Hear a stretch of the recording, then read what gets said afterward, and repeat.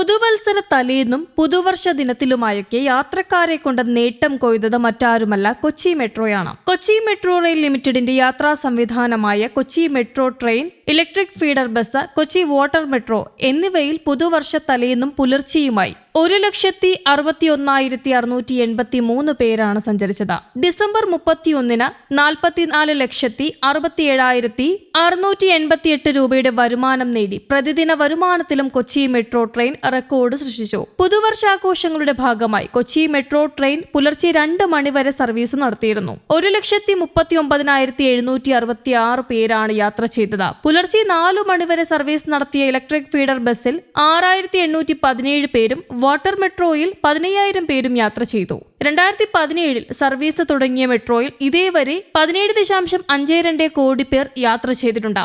ഈ വർഷത്തെ യാത്രക്കാരുടെ എണ്ണം 3,85,86,194 വർദ്ധിച്ചിട്ടുണ്ട്. ഡിസംബറിൽ മാത്രം 32,60,863 പേരാണ് യാത്ര ചെയ്തത്.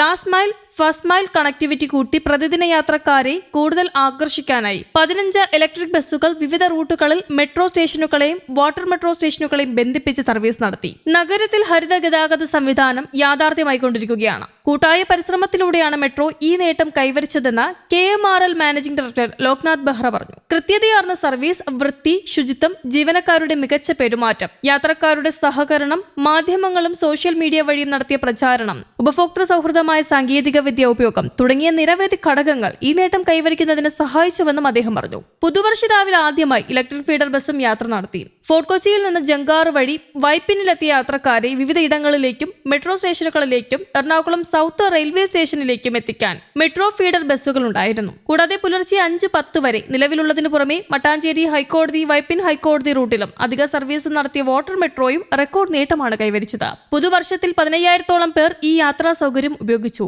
അതേസമയം കൊച്ചി മെട്രോ തുടർച്ചയായി 3-ാം വർഷവും പ്രവർത്തന ലാഭത്തിൽ തന്നെയാണ്. കഴിഞ്ഞ 2024-25 സാമ്പത്തിക വർഷം 30 കോടിയിലധികം വരുമാനമാണ് മെട്രോ നേടിയത്. തൊട്ടു മുൻ വർഷത്തേക്കാൾ 10.4 കോടി രൂപയുടെ വർധനയുണ്ടായിട്ടുണ്ട്. കൊച്ചി മെട്രോ സർവീസ് തുടങ്ങി 2017-18 കാലയളവിൽ 24.19 കോടി രൂപ പ്രവർത്തന നഷ്ടമായിരുന്നു. എന്നാൽ അതിനെല്ലാം മറികടന്നാണ് ഇന്ന് കൊച്ചി മെട്രോ ഈ നേട്ടങ്ങൾ അത്രയും കൈവരിച്ചിരിക്കുന്നത് എന്ന് ശ്രദ്ധേയമാണ്. 2018-19 കാലയളവിൽ പ്രവർത്തന നഷ്ടം 5.70 കോടിയായി കുറഞ്ഞു. എന്നാൽ 2019-20 വർഷം അത് 13.92 കോടിയായും 2020-21 56.56 കോടിയായും ഉയർന്നു. 2021-22 കാലയളവിൽ പ്രവർത്തന നഷ്ടം 34.94 കോടി രൂപയായിരുന്നു. 2022-23 സാമ്പത്തിക വർഷത്തിൽ മെട്രോ നഷ്ടത്തിൽ നിന്ന് കമ്പനി പ്രവർത്തന ലാഭത്തിലെത്തി.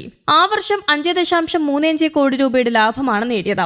2023-24 കാലയളവിൽ പ്രവർത്തന ലാഭം 22.94 കോടി രൂപയായി ഉയരുകയും ചെയ്തു. ഇക്കഴിഞ്ഞ സാമ്പത്തിക വർഷത്തിൽ കൊച്ചി മെട്രോ ആകെ 182.37 കോടി രൂപയുടെ വരുമാനമാണ് നേടിയത്. ഇതിൽ ടിക്കറ്റിൽ നിന്നുള്ള വരുമാനം 111.88 കോടി രൂപയാണ്. 55.41 കോടി രൂപയാണ് ടിക്കറ്റ് ഇതര വരുമാനം. കൺസൾട്ടൻസിയിൽ നിന്നും 1.56 കോടി രൂപയും നേടി. ഇതര മാർഗങ്ങളിൽ നിന്ന് 13.52 കോടി രൂപയും വരുമാനം നേടി. അതേസമയം കഴിഞ്ഞ സാമ്പത്തിക വർഷത്തെ പ്രവർത്തന ചെലവ് 149.03 കോടി രൂപയാണ്. തുടർച്ചയായ വർഷങ്ങളിലെ പ്രവർത്തന ലാഭം കൊച്ചി മെട്രോയുടെ പ്രവർത്തന മികവിന്റെ പ്രതിഫലനമാണെന്ന് KMRL managing director Loknath Behra അഭിപ്രായപ്പെട്ടിട്ടുണ്ട്. മികവാർന്ന രീതിയിലുള്ള ട്രെയിൻ ഓപ്പറേഷൻ, യാത്രാ സൗകര്യങ്ങളിലെ വർധന, കൂടുതൽ വരുമാന ഉറവിടങ്ങൾ കണ്ടെത്തുന്നതിലെ വൈവിധ്യവൽക്കരണം, ടിക്കറ്റ് ഇതര വരുമാനം വർദ്ധിപ്പിക്കാനുള്ള പരിശ്രമം തുടങ്ങിയവയിലൂടെയാണ് പ്രവർത്തന ലാഭം ഓരോ വർഷവും വർദ്ധിപ്പിച്ചു കൊണ്ടുവരാൻ കഴിയുന്നത് എന്നും അദ്ദേഹം വ്യക്തമാക്കി. അതിനിടെ കലൂർ ജവഹർലാൽ നെഹ്റു സ്റ്റേഡിയം മുതൽ കാക്കനാട് വരെയുള്ള മെട്രോ 2-ാം ഘട്ടത്തിന്റെ നിർമ്മാണം വേഗ ട്രാക്കിലേക്ക് നടക്കുകയാണ്. അടുത്ത വർഷം ജൂൺ എന്ന ലക്ഷ്യത്തിലാണ് നിർമ്മാണം മുന്നേറുന്നത്. നിശ്ചയിച്ച സമയത്തേക്കാൾ 100 ദിവസം പുറകിലാണ് നിർമ്മാണമെന്ന് അടുത്തിടെ Kochi metro rail limited MD വ്യക്തമാക്കിയിരുന്നു. ഇത് മറികടന്നുകൊണ്ടാണ് 2-ാം ഘട്ടത്തിലെ ആദ്യ 5 സ്റ്റേഷനുകൾ അടുത്ത വർഷം ജൂൺ 30-നകം പൂർത്തിയാക്കി സർവീസ് ആരംഭിക്കാൻ ലക്ഷ്യമിടുന്നത്. കരാറുകാരോട് നിർമ്മാണം വേഗത്തിലാക്കാനും നിർദ്ദേശം നൽകിയിട്ടുണ്ട്. 2-ാം ഘട്ടത്തിന്റെ ഭാഗമായ 825 പൈലറ്റുകളുടെ നിർമ്മാണം പൂർത്തിയായി. വയഡക്റ്റിന് വേണ്ടതിൽ 603 എണ്ണവും സ്റ്റേഷന് വേണ്ട പൈലറ്റുകളിൽ 222 എണ്ണവുമാണ് പൂർത്തിയായിരിക്കുന്നത്. 2-ാം ഘട്ടത്തിൽ മെട്രോ വയഡക്റ്റിന് വേണ്ടി ആകെ 1601 പൈലറ്റുകളാണ് വേണ്ടത്. സ്റ്റേഷനുകൾക്കായി വേണ്ടത് 360 പൈലറ്റുകളാണ്. Alanchuvada, Vazhakkala, SEZ, Palarivattom, KINFRA, Chembumukku, civil station എന്നിങ്ങനെ 7 സ്റ്റേഷനുകളുടെ പൈലിംഗ് പൂർത്തിയായിട്ടുണ്ട്. കാസിംഗ് യാർഡിൽ മെട്രോയ്ക്ക് ആവശ്യമായ ഗാർഡറുകളുടെ നിർമ്മാണം പുരോഗമിക്കുകയുമാണ്. യു ഗാർഡറുകൾ 58 എണ്ണം കഴിഞ്ഞിട്ടുണ്ട്. 500 എണ്ണമാണ് യു ഗാർഡറുകൾ ആകെ ആവശ്യമുള്ളത്.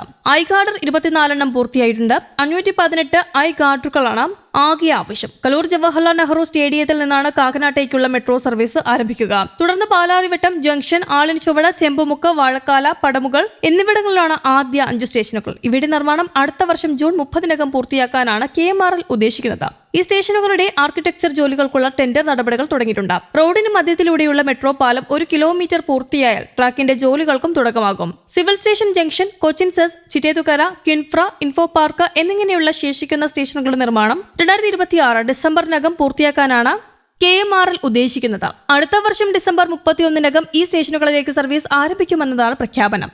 News desk, Kerala Kaumudi.